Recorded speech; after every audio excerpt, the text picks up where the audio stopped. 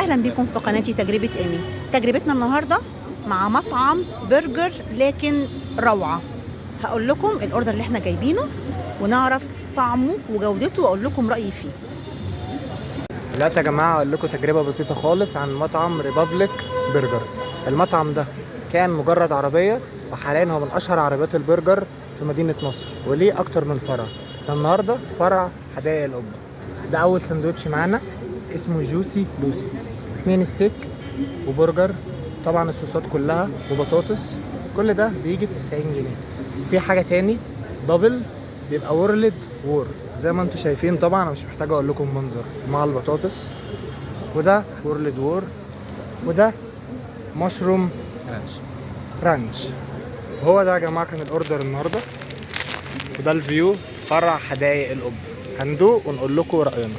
ناكل بقى. ده ريفيو ابن كريم. زي ما انتم سمعتوا كده، احنا النهارده خارجين في القاهرة وحابين نجرب المطعم بتاع البرجر ده.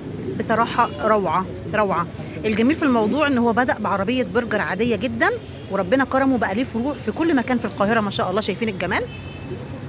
اللهم صل على النبي. بصراحة جودة الأكل ممتازة وريحتها وطعمها جميل. قلت تشاركوا معايا النهارده. بالراحة يا كريم على الساندوتش. بالراحة يا لوجي، يعني ما تحفوش جامد يا ولاد. عارفة ان الأكل شكله مغري شوية، بس بالراحة. فقلنا نشارك تجربتنا النهارده معاكم عشان نقول لكم رأينا، عشان اللي حابب يجرب الريبابليك برجر. يا جماعة ريبابليك برجر عامل عظمة، اقسم بالله روعة. الطعم جامد جدا جدا يا جماعه والله ده مو مجرد فيديو ولا اعلان، لا بجد. بس الاكل فريش، العيش فريش، وبصراحه من احلى البرجر اللي اكلته في حياتي بجد. يسلم رأيك في البرجر يا اسلام بالأمانة. والبرجر نفسه محشي جبنه وحاجه كل ما شاء الله. لوجين عجبك؟ روعة روعة. لا بجد بجد ما شاء الله يعني. لا بكل أمانة الأكل منتهى الروعة. بص ناكل بقى. اه